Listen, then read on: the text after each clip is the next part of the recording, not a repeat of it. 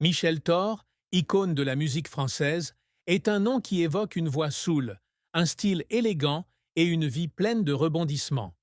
Née le 7 avril 1947 à Pertuis, dans le Vaucluse, elle a consacré plus de 6 décennies à son art, des scènes locales provençales aux performances internationales à l'Eurovision. Mais derrière le halo de la célébrité, Michel porte en elle une profonde tristesse, des épreuves difficiles et des secrets jamais révélés.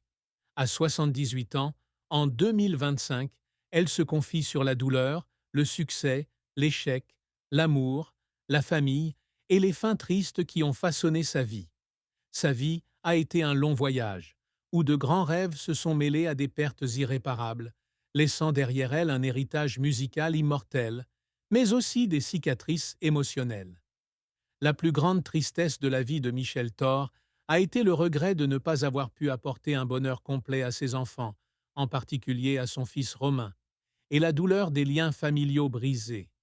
Née dans une famille bourgeoise de Pertuis, Michel était la fille aînée de Charles et Clémente Thor et avait une sœur cadette prénommée Brigitte. Sa mère, chanteuse passionnée, l'inspirait dès son plus jeune âge, l'encourageant à participer à des concours de chant locaux. Cependant, son enfance ne fut pas toujours heureuse. Son père, ouvrier d'usine, était souvent absent de la maison, et Michel grandit avec le sentiment d'être privé de son attention. Cette tristesse s'accentua lorsqu'elle devint mère. En 1967, elle donna naissance à son fils Romain, né d'une relation avec le chanteur Christophe, qui refusa de reconnaître l'enfant. Cette décision laissa une profonde empreinte émotionnelle chez Michel, qui dut élever Romain seul pendant les premières années de sa vie. Elle se souvient s'être assise à son chevet le soir, pleurant son incapacité à lui offrir une famille complète.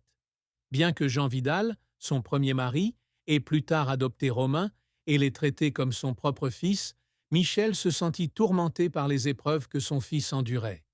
Cette tristesse fut encore aggravée par le décès de sa sœur, Brigitte, en 1995, des suites d'une maladie incurable.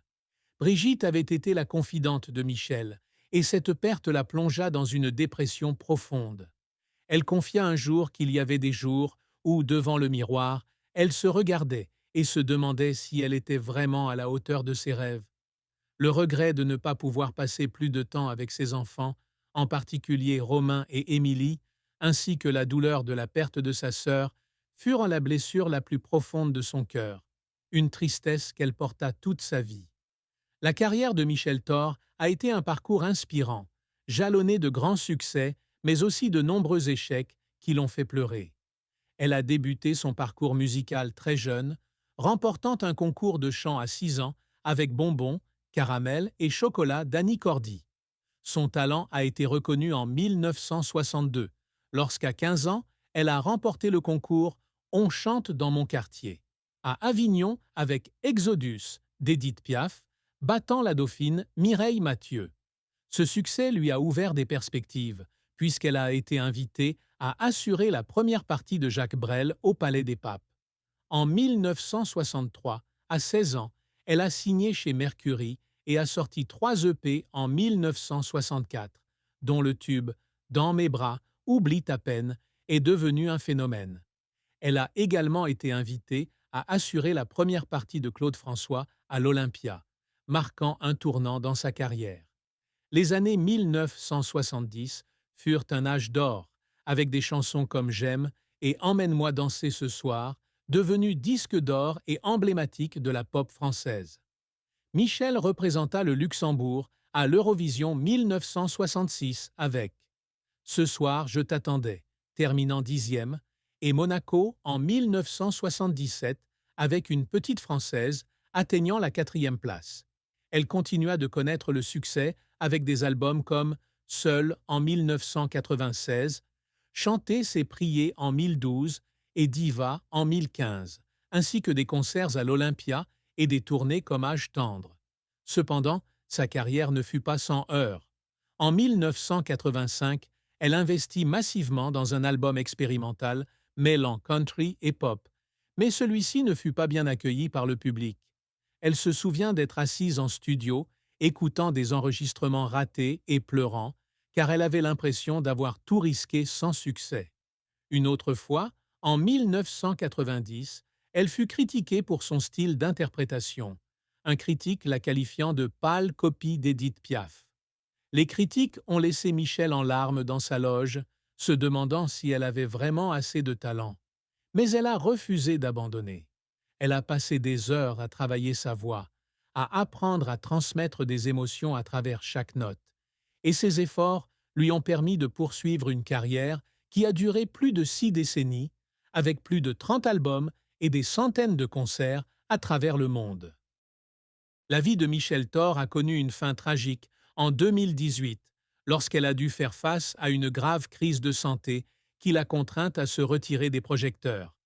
Après des années de concerts ininterrompus, on lui a diagnostiqué une maladie auto-immune rare qui affectait ses poumons et sa voix. Les médecins l'ont averti que sans repos, elle pourrait perdre définitivement sa capacité à chanter. Pour quelqu'un qui vivait pour la musique, la nouvelle a été un coup dévastateur. Michel se souvient d'être allongé dans un hôpital parisien, regardant par la fenêtre et pensant à ses rêves inassouvis. Elle a beaucoup pleuré, non seulement par peur de perdre sa voix, mais aussi parce qu'elle avait le sentiment de ne pas avoir pleinement rempli sa mission: divertir le public. La crise l'obligea à interrompre sa carrière et à vivre recluse dans une petite maison de Pertuis où elle prit le temps de réfléchir à sa vie. Bien qu'elle se soit quelque peu rétablie grâce à des traitements, sa voix n'était plus aussi puissante qu'avant. Cet événement marqua un triste tournant. Michel réalisa qu'elle ne pouvait plus se produire avec la même intensité, et son rêve de conquérir de nouvelles grandes scènes s'évanouit peu à peu. L'amour et le mariage ont occupé une place importante dans la vie de Michel Thor, mais ils ont aussi été le théâtre de profondes tristesses. Elle a connu 3 relations importantes. La première fut avec le chanteur Christophe, avec qui elle a entretenu une relation amoureuse dans les années 1960. Ils ont eu un fils, Romain, né en 1967. Mais Christophe a refusé de le prendre, laissant Michel seul pour l'élever pendant les premières années de sa vie. Elle se souvient avoir passé des nuits assises avec Romain, pleurant un sentiment d'injustice et de solitude. En 1969, elle a épousé Jean Vidal, un homme d'affaires français. Jean a adopté Romain et ensemble, ils ont eu une fille, Émilie, née en 1973. Ce mariage a apporté à Michel de la joie, mais aussi des difficultés.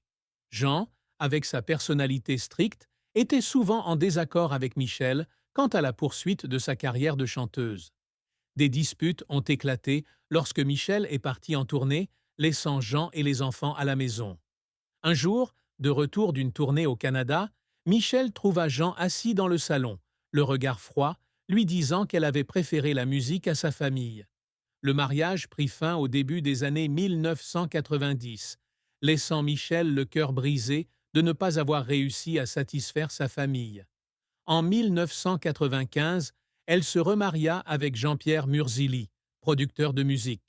Leur relation, initialement prometteuse, connut des difficultés lorsque Jean-Pierre dut faire face à des pressions financières pour investir dans les projets musicaux de Michel. Ils se séparèrent en 1997, se retrouvèrent un temps, avant de se séparer définitivement en 2019. Michel confia un jour avoir beaucoup pleuré pendant cette séparation, estimant ne pas pouvoir apporter le bonheur aux hommes qu'elle aimait. Son plus grand chagrin amoureux fut le sentiment de devoir faire un compromis entre sa carrière et son bonheur personnel, et ces ruptures laissèrent des cicatrices qui ne se refermèrent jamais.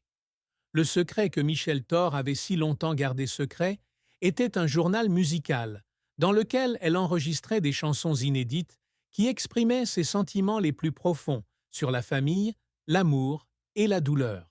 Ce journal, intitulé Les ombres de mon cœur, contient plus de 20 chansons écrites pendant ces années de lutte contre la maladie et les crises personnelles. L'une d'elles, écrite pour Romain, est une excuse pour les épreuves qu'il a endurées en grandissant sans père. Michel confia un jour à une amie proche qu'elle n'avait pas publié ses chansons, car elles étaient trop intimes, une partie de son cœur qu'elle ne voulait pas dévoiler au public. Elle conservait ce journal dans une vieille boîte en bois, dans son bureau à Pertuis, et ne l'ouvrait qu'occasionnellement pour le chanter, afin de surmonter sa tristesse. Un autre secret était la peur d'être oubliée. Bien que star, Michel craignait toujours que le public ne l'oublie lorsqu'elle cesserait de se produire. Cette peur la faisait pleurer à plusieurs reprises avant de monter sur scène. Mais elle la motivait aussi à continuer à travailler, même lorsque sa santé déclinait. Les accomplissements que Michel Thor a toujours recherchés ne se limitaient pas à la célébrité ou aux récompenses, mais aussi à la création d'une musique capable de toucher le cœur du public et de laisser un héritage culturel. L'un de ses plus grands objectifs était d'apporter joie et émotion au public du monde entier. Avec des chansons comme J'aime, Emmène-moi danser ce soir et Une petite française, elle y est parvenue, devenant des icônes de la pop française, appréciées en France, au Canada, en Belgique et dans de nombreux autres pays. Elle était fière de voir le public montréalais chanter J'aime ou lorsqu'une jeu